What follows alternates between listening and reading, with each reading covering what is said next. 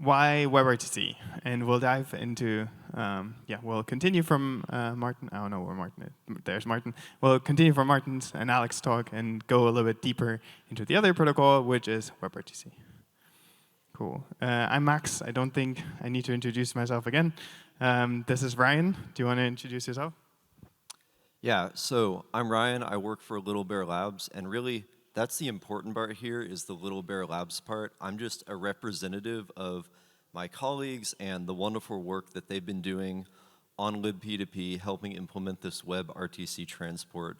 So any appreciation or thanks that you have for this work really should go to John and Chinmay from the Little Bear Labs team. You can find them on the Filecoin Slack or the IPFS Discord. And if you want to learn more about Little Bear Labs, we have our website here and then our GitHub, which hosts a lot of our work. So, yeah.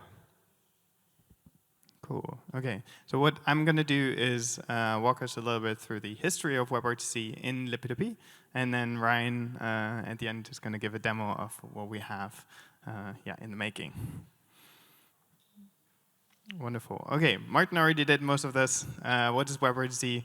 Well, a pretty old protocol at this point, many RFCs. We jokingly sometimes say like it combines all the RFCs out there into one.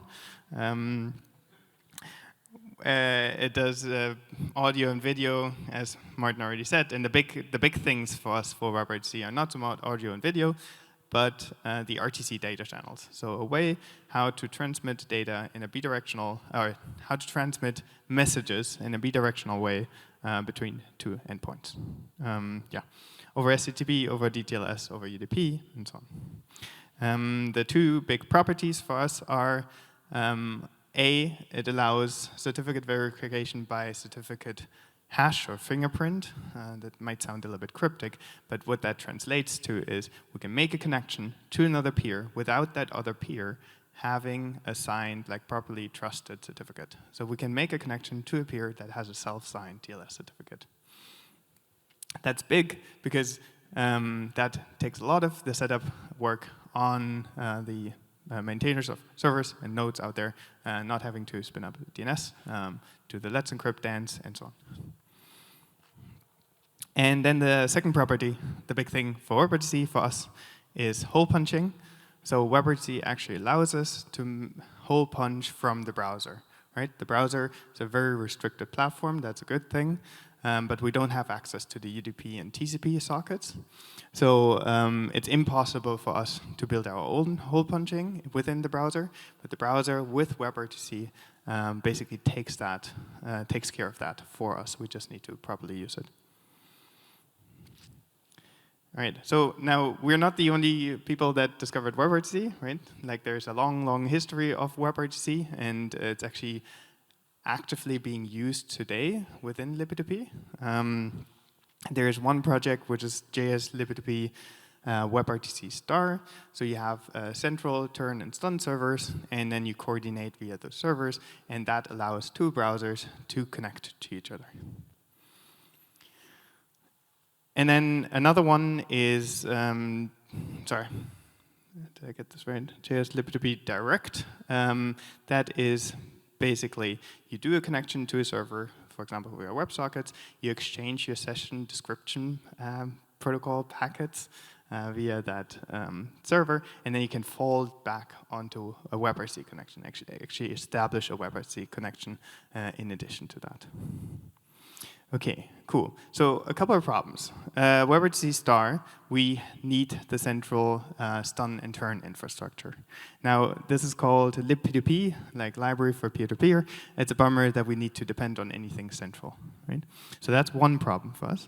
And then the second one for libp2p WebRTC direct, if I need a WebSocket connection to exchange the STPs, I already require the node to have a valid TLS certificate, and thus I run again into the problem that everyone has to get a domain and, has to get a valid TLS certificate.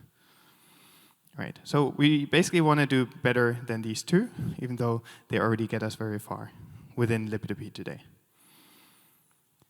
Now, it's quite a history. You see here the year 2019. Stephen had the idea, let's put more work into this. Let's drive this further. Eventually, we picked this up. Is there a date on there? I think May 11th, we picked this up. It's a pretty big spec at this point. And we have 2 efforts improving what we have on WebRTC. One use case is browser to server. Martin already mentioned that. I'll go a little bit into detail here. With this new WebRTC effort, we can connect from a browser to a server with no dedicated stun or turn server. We still need the stun protocol between the browser and the server, but there doesn't need to be any third party. And that's wonderful, because now we can make that connection without that server having a valid DLS certificate within our trust chain. For those familiar with the many RFCs, this is based on IceLight. We multiplex on the UDP socket on the server side. It requires an additional noise handshake that you have seen in the RTT measurements, not measurements, counting that Martin did earlier. The status, as Martin already said, we have a specification close to being finalized and implementations in JS, Go, and Rust. And just to stress this one more time, what this enables us to do is do a connection like with web transport, do a connection from the browser to a server without that server having a valid TLS certificate. Then the second use case, which WebRTC will enable, but we're still far away from that, is browser to browser without any central infrastructure.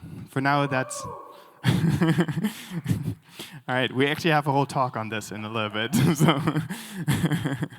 So browser to browser without any central infrastructure. Again, we have WebRTC star today, which does allow that already today, but has the dependency on central infrastructure. This is only a draft for now. Reach out to me in case you want to talk about that. Plenty of thoughts already went into that. It still requires stun servers. And right now, I don't see a way how to get around stun servers. But the cool thing is the 2 nodes that want to connect don't have to connect to the same stun server. So this is fine.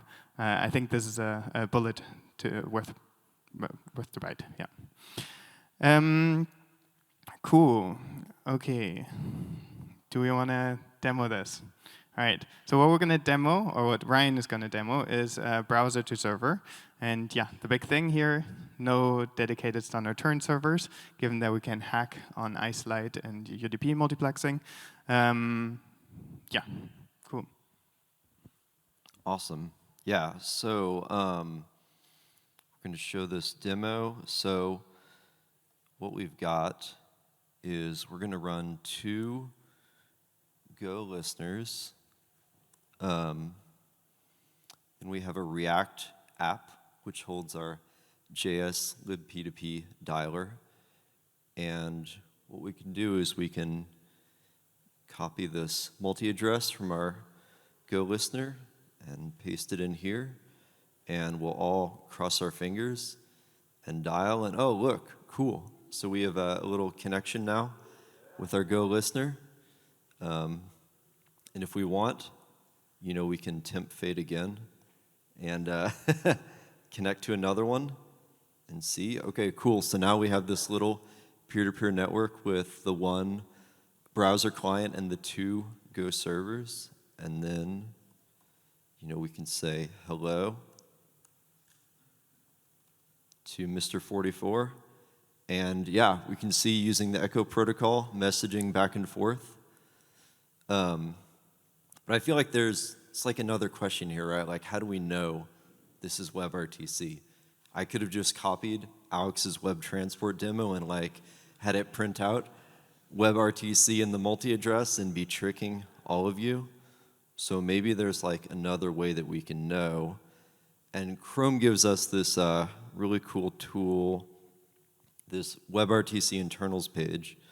So we can go to this graph for this data channel. And we should be able to watch now, if I send another message to B57. So if we watch this messages sent graph, we should be able to see it pop up. Maybe it's the wrong graph. Let's look at number, okay, here we go. This is the right graph, sorry. So if we send another message, there we go. Okay, so see the graph change? Chrome is confirmed. Yes, this is using WebRTC. And yeah, that's it.